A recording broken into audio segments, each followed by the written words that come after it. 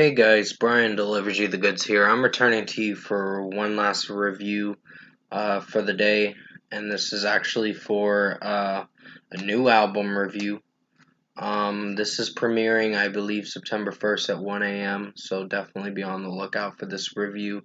I know a lot of people are going to be tuning into this review because it's for Megadeth's new album, The Sick, The Dying, and The Dead, that I'm going to be reviewing for you guys tonight for this album review. So I'm going to discuss what I listened to for this long-awaited Megadeth album, The Sick, The Dying, and The Dead album, and let you know my thoughts on it.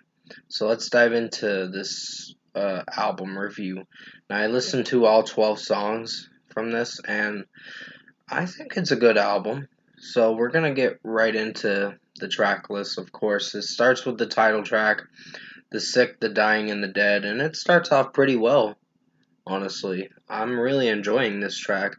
Dave Mustaine's vocals with his thrashy vocals and angry, clean vocals sound really good. Honestly, he doesn't do any screams. He just has that angry vocal pitch that he does with his voice a bit or something like that. I'm not sure how I worded it in my last reviews of the track reviews for Night Stalkers and Soldier On, which definitely go check out those track reviews if you haven't seen them.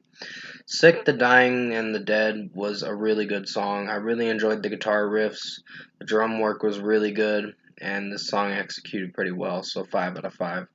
Life in Hell was supposed to be a single that we were supposed to get back in July, but never happened.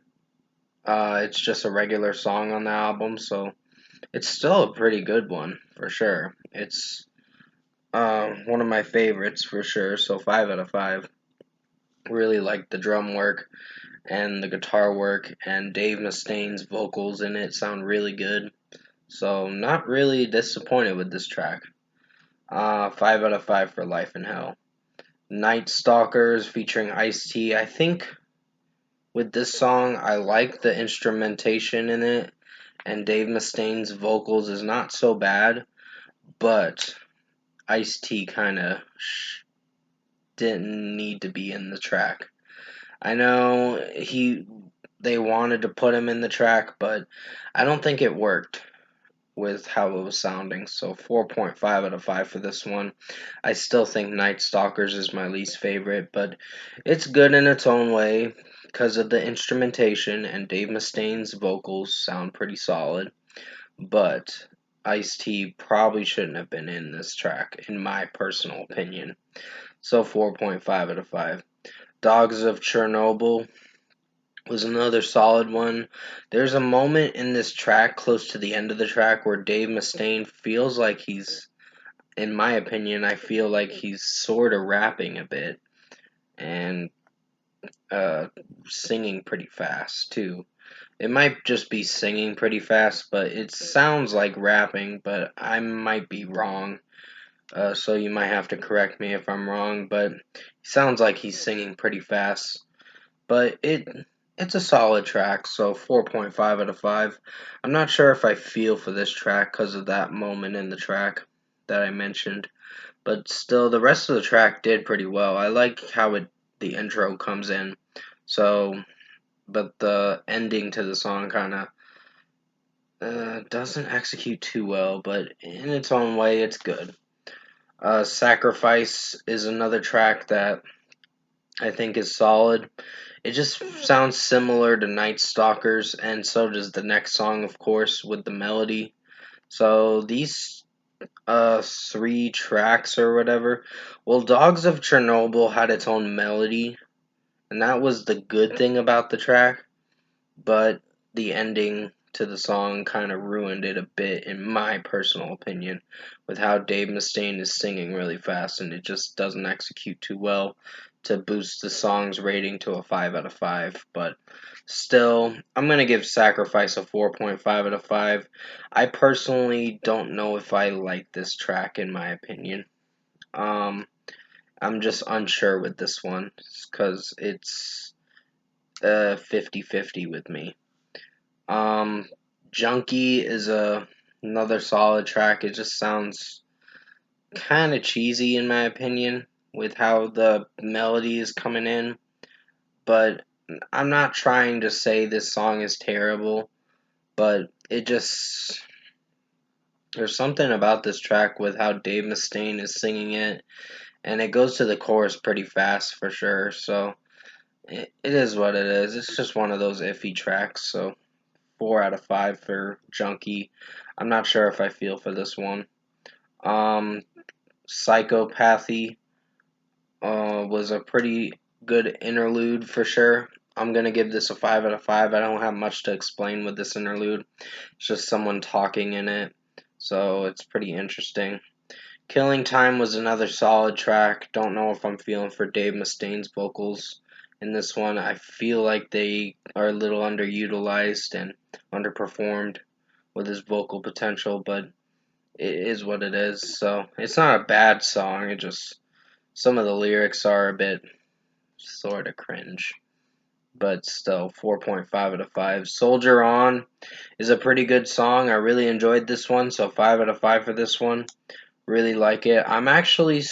This song is growing on me a lot more than I thought, and love the instrumentation, the guitar work, the drum work, and Dave Mustaine's vocals is better utilized in this track, in my opinion. So really enjoyed it. Celebutante was a pretty good song. Really enjoyed it, and it is a banger for sure. I love the fast-paced drum work and guitar work in it. Sounds really good, so 5 out of 5. Mission to Mars is more of a spacey feel kind of song. Sounds like stuff from their. I don't know if it's something you guys would know, because I'm still trying to get into Megadeth, but I know I gotta give them a chance and see what I think of their older stuff going into their newer stuff. Because this is their 16th album, I believe. But yeah, Mission to Mars was pretty good. I wasn't disappointed with this one, so 5 out of 5. And finally, the last track, Will Be Back, was a pretty good one. It was a banger for sure. I really liked this one, and definitely go check out my track review for it. I think you'll enjoy it. I did it a little bit ago, not too long ago, like a couple days ago or so, on a Saturday, I believe. So it was last weekend I did this review, but still, 5 out of 5 for Will Be Back. Really enjoyed this track. Overall, production, mixing, and execution wise, I think The Sick, the Dying, and the Dead by Megadeth is a good listen. It's not going to be on my best albums, unfortunately, but it is a good album, for sure.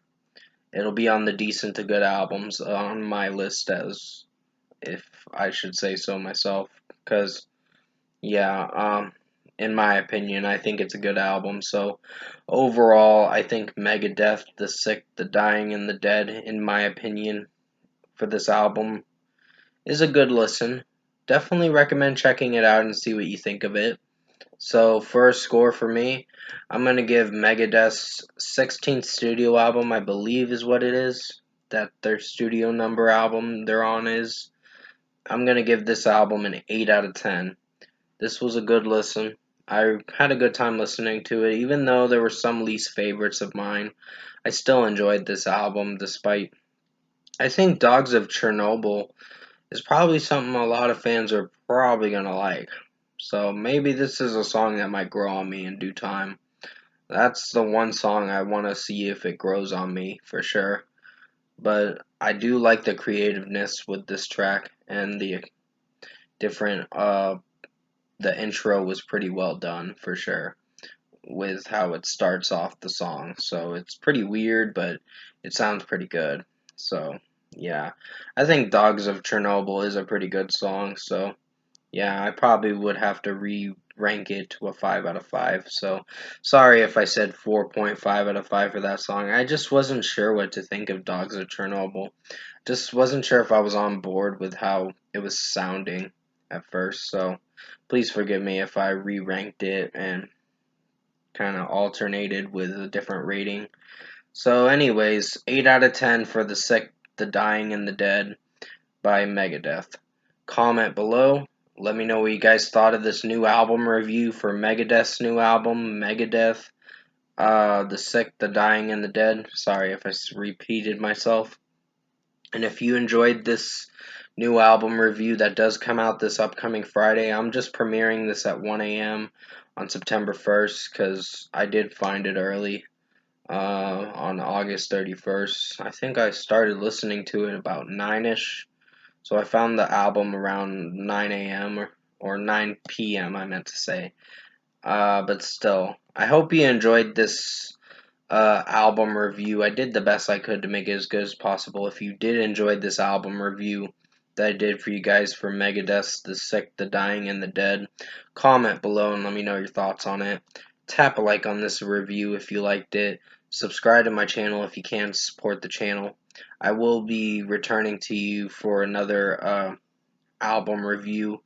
I think it'll be the HU, and I might check out Miss May I's new album, Noveltis, or something like that.